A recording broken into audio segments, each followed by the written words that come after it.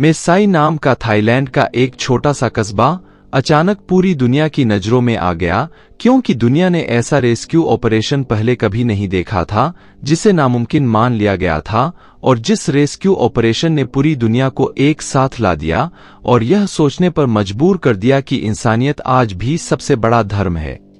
शनिवार का दिन था। तारीख थी 23 जून 2018। फुटबॉल प्रैक्टिस के बाद कोच बच्चों को लेकर सरप्राइज पार्टी के लिए, जो 11 से 17 साल के बीच के बच्चे थे।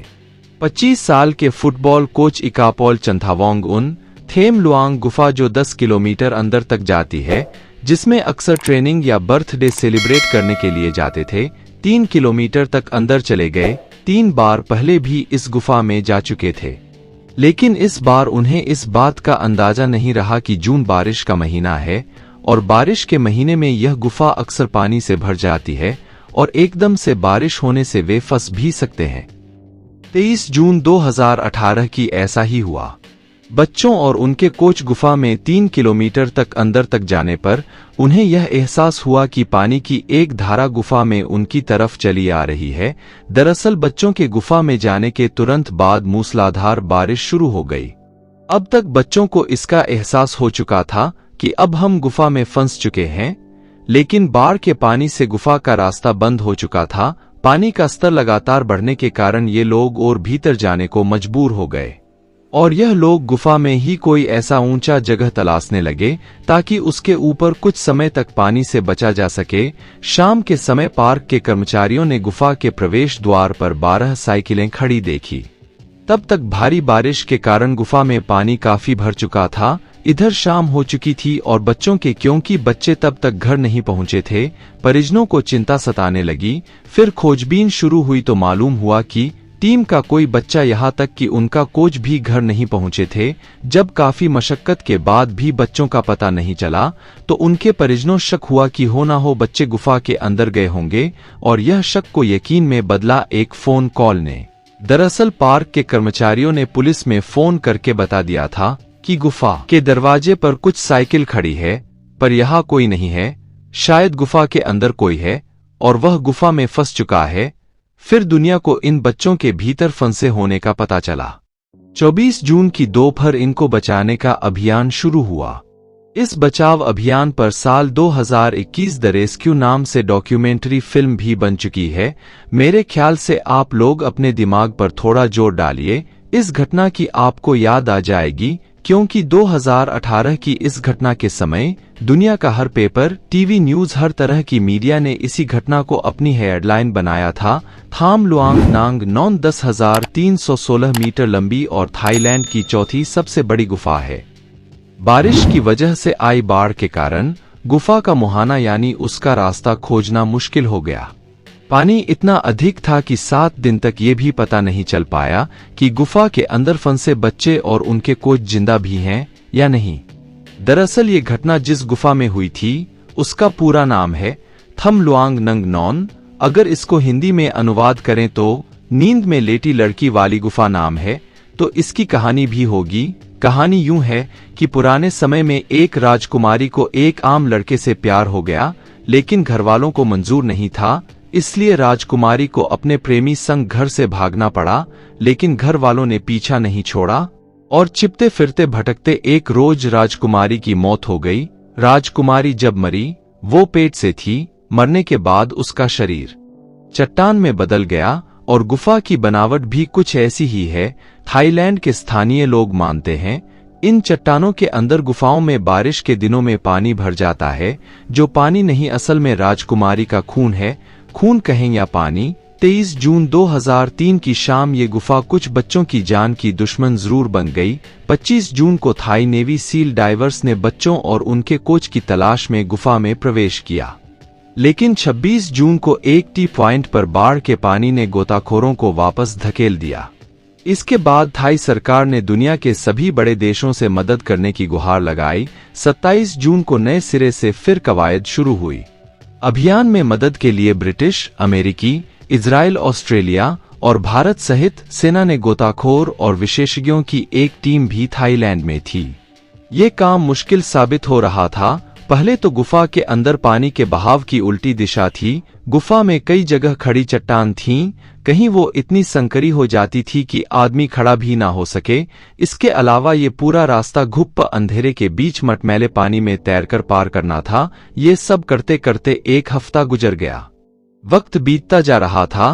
अंदर फंसे लोगों के पास ना रोशनी थी, ना खाने को कुछ था, ना पीने को। ऊपर से गुफा में ऑक्सीजन का स्तर भी लगातार गिरता जा रहा था।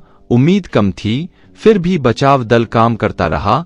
लेकिन एक बार फिर बाढ़ के पानी ने गोताखोरों के भीतर प्रवेश करने की कोशिश को नाकाम कर दिया। बचाव अभियान को अस्थायी तौर पर बंद करना पड़ा।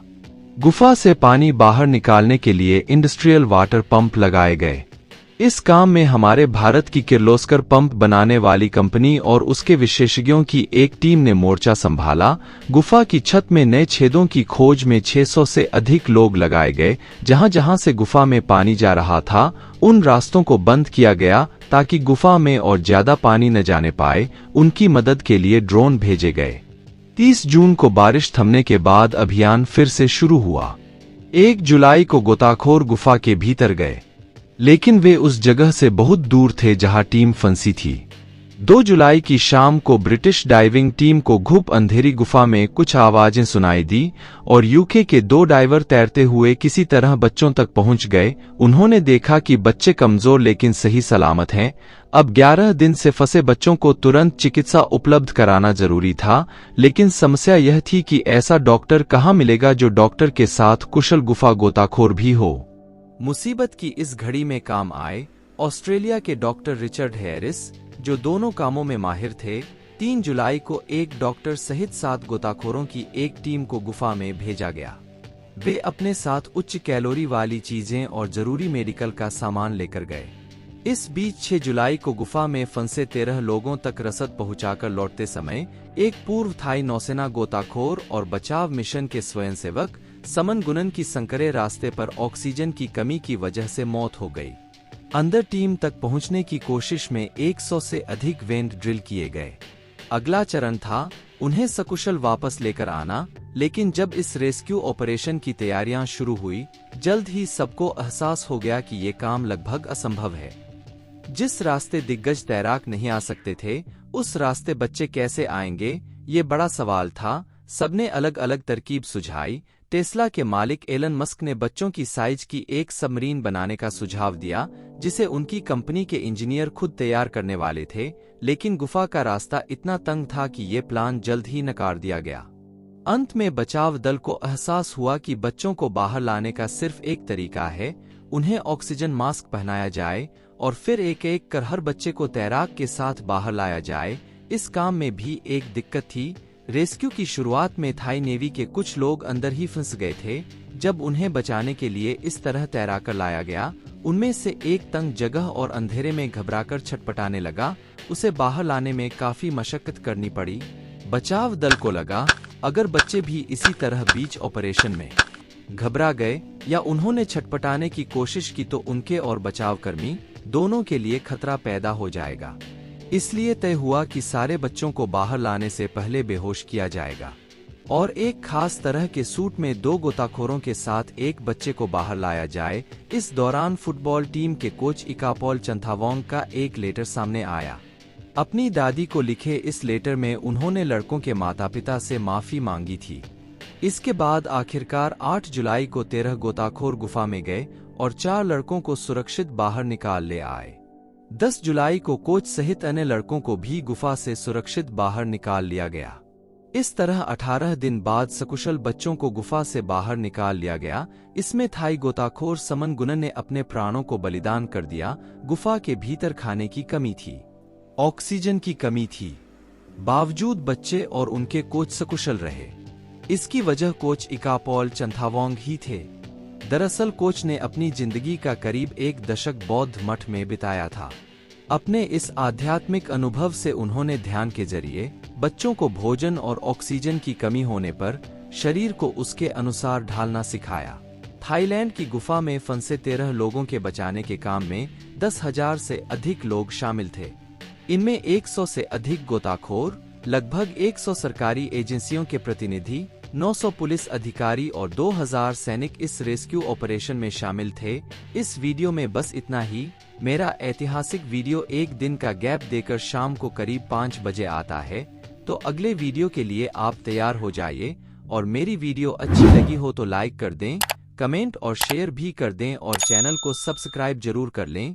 Thank you for watching my video. जय हिंद, वंदे मातरम।